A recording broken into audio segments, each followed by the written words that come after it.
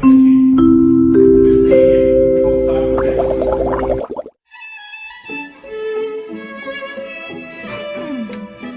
went to go see The Importance of Being Earnest at the Avion Theatre at the Stratford Festival on Tuesday, May 19th, a couple of weeks ago. And let me check my notes. Upon entering the theatre, I couldn't help but notice that the audience was primarily older people. On a more important note, I also noticed that this was a proscenium theater.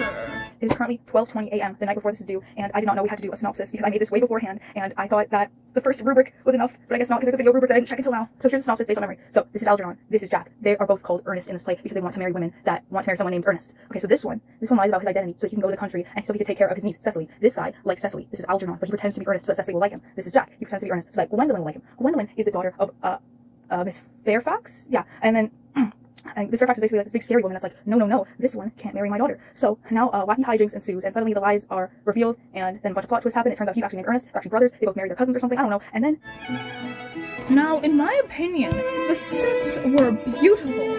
And when I walked in that theater, the first thing I noticed was the flower pattern curtain that covered the stage. And all I could think was, wow, I think my grandma has that same tablecloth.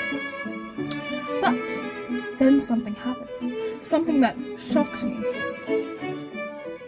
The curtain faded, revealing the real set. Something that theater intellectuals like to call the pink room. Now, Act 1 was not my favorite in terms of comedy, but at least when I got bored I could stare at the many paintings with the little objects jutting out. I found that an interesting design choice, yes I did. During the set change into the garden, which I could not find a picture of on Stratford's Instagram, I don't know why, I thought that the actors keeping in character and doing a little bit during the changing of sets was amazing. I found that to be one of the more entertaining parts of Act 1, and now it makes more sense why all the backstage crew had to dance on stage during that one scene of Sister Act. Oh wait, I wasn't there, I'm a different character. Never mind. The audience always loves an exciting set change. Now, I was looking forward very much to the garden scene, and my favorite part of that set were the two massive swings that were on the stage left of the set. And I found it very humorous how they rose into the air after. I did enjoy that quite a bit. Honestly, the prospect of two swings floating into the sky, I found that more funny than all of Act 1. Anyway, the last set, however, was the one that made me most upset.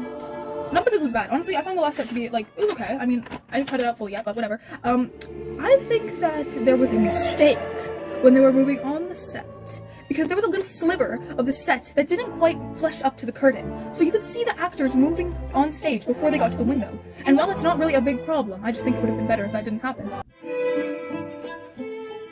My two favorite characters from this performance were Gwendolyn and Algernon, played by Alison Litch and Carter Golseth respectively. These were two of my favorite characters in the play. They didn't interact with the audience, but they did pause for laughs, and I felt that the line delivery was very nicely done. But first, I would like to talk about Gwendolyn and how she was portrayed. I think that the actor had some of the best diction and line delivery, in my personal opinion, and there were a lot of points in the garden scene that I found to be quite funny because I understood them. However, the audience, the same audience that laughs at the comedic equivalent of paint drying, did not laugh at some of the jokes. And, you know, I was a little bit upset at this because the times where I understood the jokes, they didn't want to laugh.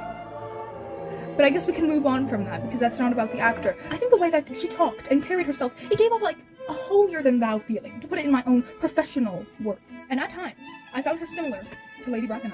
I'd make a puppet of her.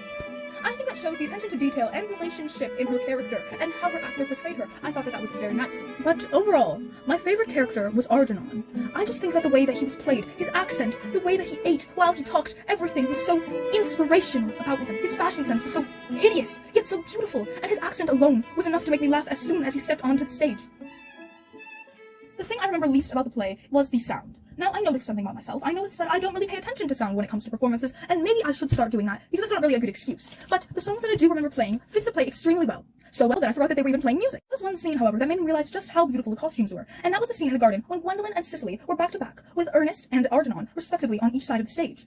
I think that really contrasted the background of the garden beautifully, and just showed off the attention to detail in the colors of this play. My favorite costume in the entire play was actually Ernest's morning outfit, because I thought that he looked similar to Batman. Now the lights. I think the lighting kept it very natural, or just extremely bright to highlight the colors. But there was one scene where I found the lighting to be amazing, and it was this scene. The lighting coming from the window was just so natural and so beautiful, I just could not help but admire it, and I think it made the scene much less boring. I mean, the spinny door also helped, but the lighting was cool too. I would also like to speak on the audience. Now, I will admit that my sense of humor is the lowest possible form of humor. I don't laugh when things are witty or clever or well put. I laugh when things are unexpected or just so stupid that they don't make sense. So, on that note, to hear the audience laugh every 5 seconds at a dry, witty, boring joke, in my opinion, yet not spare a single giggle for my girl Gwendolyn, that just made me feel so bad. But at the end of the day, humor is subjective, and even if some people think that play is peak comedy, I mean, who am I to judge? While I don't find this play to be particularly humorous, I do see why people title it the perfect play. While it is true that during the actual play, I almost passed out on several occasions, in hindsight, after the play has ended, and I've had a moment to really take in everything that has happened, and really got a moment to ponder it, I came to appreciate every aspect of the theater making that went into such a colorful and, at times, entertaining play. In fact, I think Oscar Wilde summarizes my feelings best. Some plays cause happiness when they're being performed. Others cause happiness when the curtains have closed. And yes, those are my thoughts on the importance of being earnest, performed at the Stratford Festival.